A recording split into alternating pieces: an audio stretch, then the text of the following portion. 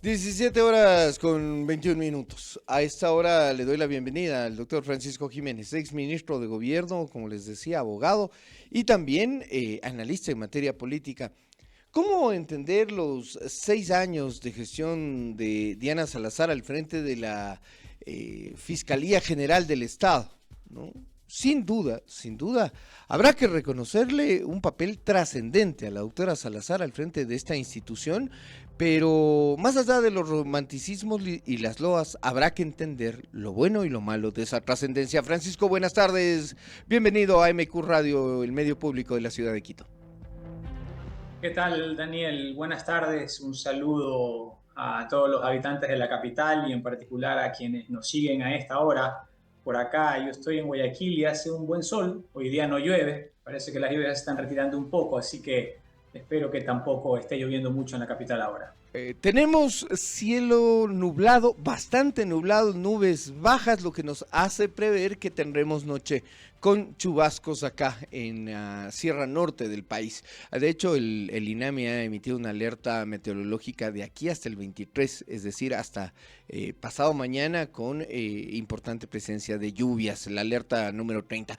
Francisco, decía en la introducción, hay que darle una verdadera dimensión al paso de Diana Salazar, lejos de las loas, de las cartas, de las felicitaciones, de las congratulaciones, de los odios, de las detracciones y de las críticas.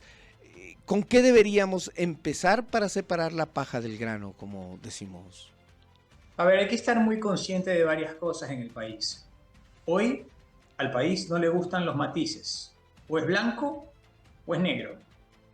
O es delincuente o es prócer.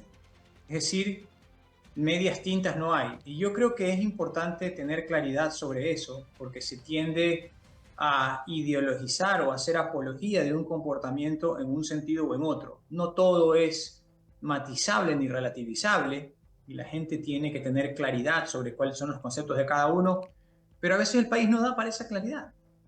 Y yo creo que lo primero que hay que ver aquí y evidenciar aquí es que estamos ante el escenario de un Ecuador descompuesto, descompuesto por la delincuencia, descompuesto por la tramoya de intereses políticos mezclados muchas veces con la delincuencia común y también con delincuencia no tan común, con grupos organizados. De esto se ha hablado muchísimo los 4 o 5 últimos años.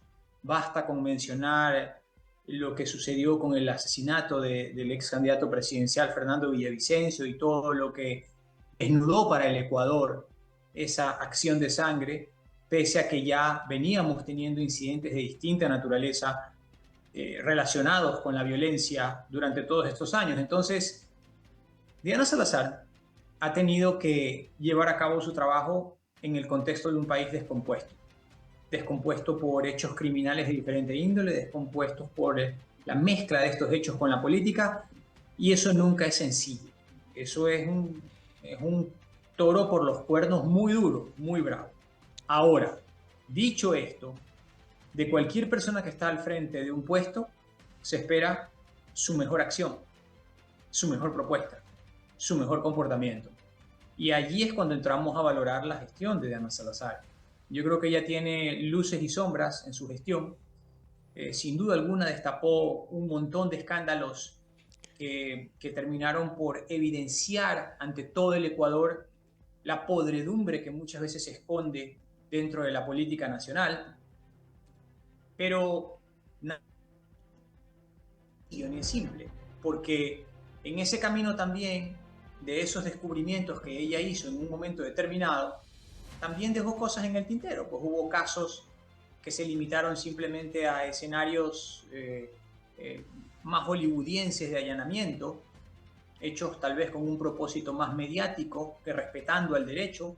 Hubo otros casos que simplemente se quedaron ahí, durmiendo el sueño de los justos, a ver qué es lo que pasaba después. Y también ha habido otras acusaciones en las que se pretendió que ella había calculado políticamente, porque no nos olvidemos que ella también dependía de la asamblea Uh para -huh. poder mantenerse en su puesto. Entonces había ahí un cálculo político vinculado con el hecho de que 90 votos, si no me equivoco, eran eran necesarios para poderla destituir en un momento determinado, y eso a ella la obligaba a matizar, a bascular entre intereses para ver cómo se mantenía en el puesto.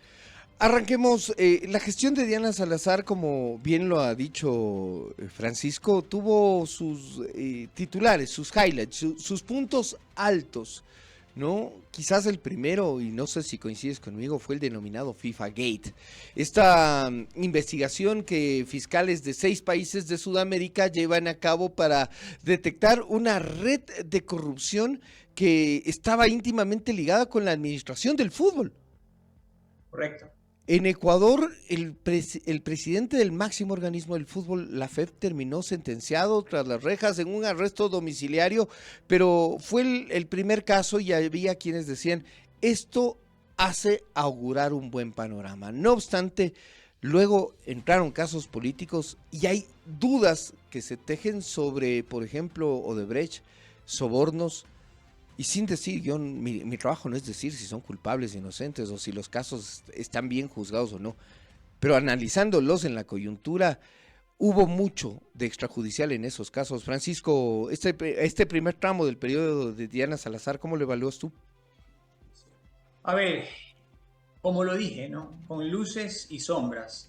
No siempre el hecho de meter a alguien con un apellido rimbombante o con un cargo rimbombante significa que está bien metido en la cárcel. Porque el derecho siempre tiene sus procedimientos, tiene sus protocolos, e inclusive hay personas que son culpables y que a veces ni siquiera se le encuentran pruebas y no pueden ir a parar a la cárcel, que es donde deberían por falta de pruebas. Solamente para retomar algunos casos emblemáticos, a Al Capone nunca se lo cogió por tráfico de licor, se lo cogió por evasión de impuestos. Estuvo 11 años en la cárcel por evasión de impuestos.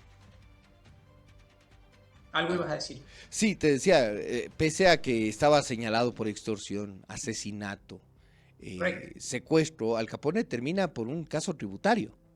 Exactamente. Entonces, esa es la complejidad del mundo del derecho, y nosotros en el Ecuador somos un país sediento de justicia, porque pese a todas las administraciones que se han venido sucediendo, la realidad es que 1 de cada 2 ecuatorianos es pobre, que la desigualdad se ha acentuado, que se tiene la percepción de que el Estado no funciona, sino que aquellos que tienen sus conexiones son los que terminan saliéndose con la suya. Entonces, el país es un país sediento de justicia, y en esa sed busca elementos de referencia para ver cómo saciarla, y uno de esos elementos de referencia fue la fiscal Diana Salazar, que dentro de todo buscó cumplir con su función, con las herramientas que tenía al frente y con los mecanismos de los cuales disponía. Creo que dentro de eso sí mostró, como en pantalla de televisión, mucha de la podredumbre que tiene el Estado ecuatoriano en sus políticos, en sus dirigencias, en sus jueces, en sus funcionarios, y me parece que eso no se podrá decir que es positivo, pero era un baño de verdad que requería el país. Ahora, la segunda parte de esto, sería muy complejo analizar si no se tiene el expediente a la mano, es qué tan serias fueron todas esas investigaciones. Algunas, sin duda, sí, llegaron hasta el final y permitieron esclarecer muchas cosas. Otras se quedaron en el camino, y otras se limitaron a un show mediático que nunca es bueno, porque, ojo, como muchos de estos casos tuvieron incidencia política, como por ejemplo el allanamiento que se hizo en Carondelet, eso yo creo que a veces no se tiene la dimensión. Yo ya no era ministro de gobierno, lo vi por televisión, al igual que cualquier ciudadano, lo que estaba sucediendo con el allanamiento en Carondelet, pero eso le hace un daño a la institución ejecutiva como poder que en ese momento no podemos dimensionar. Entonces, ¿Hasta qué punto los actos urgentes, los allanamientos, se utilizaron para tejer una relación con el poder? Porque la fiscal Diana Salazar, sin personalizar la crítica en ella, encabezó una institución que tuvo momentos tensos con Asamblea. Se hablaba del allanamiento de la Asamblea en la época de Guadalupe Llori, Francisco. Se hablaba de allanamientos al Palacio de Gobierno que luego se terminaron concretando en la época de Guillermo Lasso. Y y le dieron este protagonismo, digamos, tú a tú de la Fiscalía con el resto de poderes del Estado. ¿Hasta qué punto eso resultó positivo y tiene también, como tú dices, una carga de afectación a la institucionalidad? Ese protagonismo nunca es positivo, porque la justicia es como el buen árbitro. Al buen árbitro uno no se nota cuando está en la cancha, porque los que juegan no son los árbitros, los que juegan son Los los mejores tipos. arbitrajes son los que no se notan, dicen, ¿no? Correcto, los mejores arbitrajes son los que no se notan, los que pasan desapercibidos. Y siendo el derecho un mundo dominado por la técnica, y siendo el fiscal el acusador oficial del Estado, tiene que manejar su rol con mucha sobriedad y con mucha prudencia. Yo no creo que esa haya sido la característica de la gestión de Diana Salazar mientras estuvo al frente de la Fiscalía. Ahora, que todo el protagonismo que ella tuvo no haya sido tanto consecuencia de lo que ella quiso, sino de lo que tenía como ejemplo del sistema de funcionamiento ecuatoriano político y jurídico al frente, eso es otra cosa y ahí podemos discutir toda la noche, si quieres. Pero yo pienso que cuando se trata de la administración de justicia, mientras menos protagonismo haya de los operadores de justicia, es mejor. Y en este caso, esa no fue la característica de la Fiscalía. En algún momento, una de las personas que te antecedió a ti en el cargo de ministro de Gobierno, y me refiero a la doctora María Paula Romo, dijo que la relación con la fiscal en algún momento era tan tensa, que cualquier funcionario podía temer que le inicien una indagación previa. ¿Te tocó tratar directamente con Diana Salazar en el ejercicio del cargo? Esto, lo que dijo María Paula Romo, luego lo refrendó Diana Tamaín y así algunas cabezas de funciones del Estado, Francisco. Sí, y muy pocas veces, porque yo creo que cuando uno está en una función pública, en este caso alta, muy alta, como la del Ministerio de Gobierno, tiene que evitar los contactos de tipo personal. No hay tanta cosa que hablar con los funcionarios públicos que representan otras funciones del Estado. Cada quien tiene que hacer su trabajo y cualquier conversación tiene que enmarcarse en lo estrictamente institucional. Yo sé que así muchas veces no es como sucede, pero por alguna razón, mientras se dio mi administración como ministro de Gobierno, nunca tuvimos que tener ningún acceso de ninguna índole a los poderes instituidos porque cada quien sabe cómo hacer su trabajo. Y si no sabe cómo hacer su trabajo, se mete en problemas. En los últimos días, incluso Leonidas Issa, el dirigente, el presidente de la CONAIE, con quien tuviste que estar en aceras diferentes en momentos bastante tensos, me refiero a las movilizaciones de junio de 2022, Francisco, decía, no fue, Diana Salazar me dijo que ella no me mandó a detener, sino que fue el gobierno de Guillermo Lasso, gobierno que tú encabezabas en la parte política. Ustedes mandaron a detener, fue Diana Salazar. Por ejemplo, en este caso donde uno dice, bueno, ¿y qué pasó con la investigación? Porque a Issa lo detuvieron, lo trasladaron en helicóptero, se le inició una indagación y eso finalmente no terminó o al menos no conocemos que haya terminado en nada, 3 años después. Entonces te pregunto, ¿cómo se deciden esas cosas? ¿Cómo pasan? ¿Cuál fue el papel, la relación entre un ministro de gobierno y una fiscal en casos como ese? La relación entre un ministro de gobierno y una fiscal tiene que ser absolutamente minimalista. Todo ministro de gobierno que está en demasiada interacción con el Poder Judicial no es una cosa buena. No es para hacerle loas a la gente. Es para otro tipo de acciones. La relación entre el Poder Ejecutivo con el Poder Judicial tiene que limitarse a lo institucional. Así lo entendí yo siempre y por eso mi contacto con ella fue, yo diría, bastante limitado. Exclusivamente a los aspectos institucionales. Sin duda que hablamos. En algunas ocasiones hablamos, pero no era ni una conversación cotidiana, ni de confianza, ni consuetudinaria, ni nada. Porque no correspondía. Cada uno tenía su ámbito de trabajo delimitado perfectamente en la Constitución y lo que correspondía era que nosotros lo ejecutemos conforme a lo que establece la Constitución y la ley. Y regresando al caso de Leonidas Issa, era público y notorio, todo el Ecuador estaba viendo lo que estaba sucediendo con la obstrucción de los servicios públicos. Todos los días lo veíamos en la televisión de una manera o de otra. No era necesario que intervenga el gobierno para tener claridad que cualquier persona en cualquier circunstancia podía presentar una acción contra aquellos que estaban evidentemente vistos como personas que estaban obstruyendo por televisión, en directo, flagrantemente, los servicios públicos. Por lo tanto, ese proceso de hecho se dio a cabo, se llevó a cabo, él salió con medidas sustitutivas, desconozco en qué circunstancias se encuentra el proceso actualmente, pero fue algo que se realizó primero porque era público y notorio, y segundo, estrictamente con sujeción a la ley. ¿Lo coordinaron el ministro del Interior, Patricio Carrillo, o el ministro de Gobierno, Francisco Jiménez, con Fiscalía? Nosotros estábamos al tanto de la información y obviamente estábamos al tanto de lo que estaba sucediendo en el país por la televisión, que la tenían todos los ecuatorianos y viendo lo que estaba sucediendo. Y obviamente que en un momento determinado, cuando se presentó esta acción por parte de la policía, que era la que estaba allí in situ viendo lo que sucedía, dejamos que los poderes, que en este caso tenían que analizar el tema, como la Fiscalía, resuelvan lo que correspondió. Tanto fue así que él salió libre y se le dio medidas sustitutivas. Francisco, no quisiera terminar este diálogo, nos quedan poquísimos minutos, de hecho tengo ya que salir al corte, pero de hacer una valoración.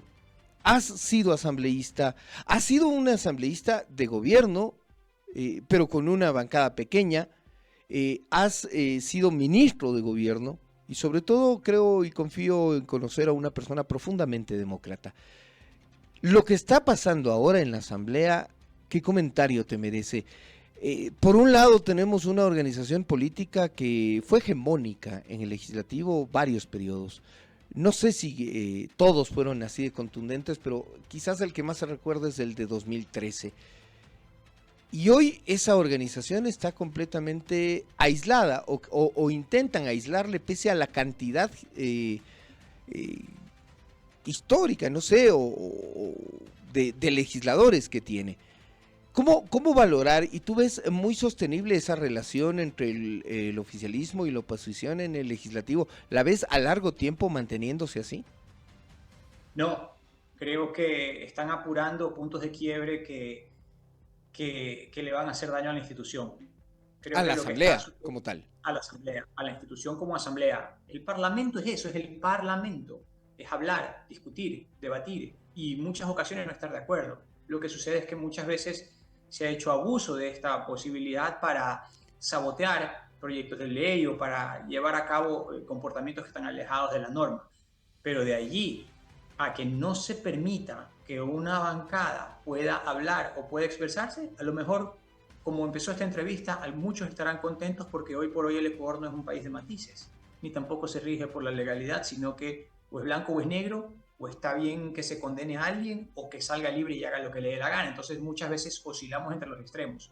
Pero creo yo que lo que se está sembrando en la asamblea ahorita es un comportamiento que no es propio de la institución, que no es propio del legislativo y que puede generar sus efectos adversos en un futuro no muy lejano, porque a la gente no le gusta que se la minimice o que no se le permita implementar sus derechos. Claro que el país ha sufrido y claro que la bancada que ahora lo sufre también fue abusiva y también actuó con unilateralismo cuando estuvo al frente de la institución. Por lo tanto, muchos dirán, está bien que reciban de su propia medicina, pero eso no es la democracia. El karma no alcanza para explicar estas cosas, ¿no es cierto? El karma no alcanza para explicar esto.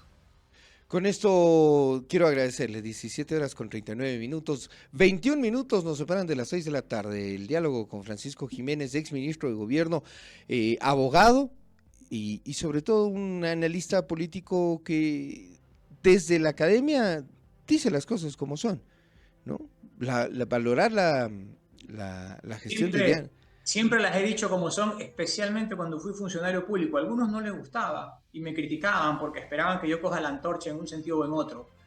Pero la verdad se hace camino sola y yo creo que uno tiene que defender las ideas que le dan sentido a una participación política. Luces y sombras, precisamente ha sido la frase con la que me quedo en cuanto a la valoración de Diana Salazar. Y en lo otro, en la materia política, puede terminar afectada a la institución. Más allá de quienes detenten la presidencia, la asamblea, quienes comanden las comisiones o quienes están en el ostracismo hoy día. El valor de la democracia representativa es lo que está en juego. Francisco, muchísimas gracias. Gracias a ti, Daniel, siempre un gusto poder llevar a cabo estas conversaciones y por supuesto, estar en contacto con nuestra gente de la capital. Ha sido el diálogo con Francisco Jiménez. Pausa y regresamos para desarrollar más noticias.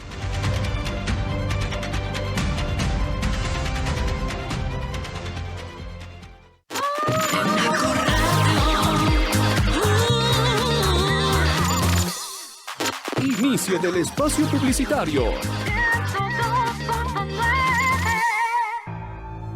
La ciudad despierta. Las calles cobran vida. Cada paso, cada giro de las ruedas lleva una historia. Enciende tu corazón. Un nuevo reto nos espera. Cada kilómetro es esperanza en movimiento. Nuevos retos, nuevo recorrido, nueva misión. Cada kilómetro es por ellos. Nuestros héroes 10K. El 1 de junio recorre de Mosquito. Inscripciones abiertas en Quicentro Shopping, San Luis Shopping y Quicentro Sur o en www.aurasur.com. Evento realizado gracias a la Fundación Virgen de la Merced y al Ejército Ecuatoriano. Inscríbete ya. ¿Pero qué te crees tú? Me tienes abandonado. Si tú eres mi tutor, toma en cuenta estos cuidados. No soy una alarma que cuida tu casa, soy tu compañía. Tú eres responsable de darme cariño toditos los días. Si no me maltratas, pagas una multa, la uva me cuida. Todo perro y gato está bien con la uva. Ser responsable hace la diferencia. Quito renace. Alcaldía Metropolitana. Fin del espacio publicitario. De lunes a viernes, a partir de las 8 de la mañana, usted tiene la palabra. Tenemos un problema desde hace 20 días que estamos escasos de agua, ¿no? A través de este medio se puede solicitar un mayor apoyo para agilizar el tráfico. Las voces de los ciudadanos se escuchan en 102.9. La fuga de agua fue superada, entonces eso quería agradecerle. En ese sentido, agradeciendo mucho al municipio que están arreglando las calles.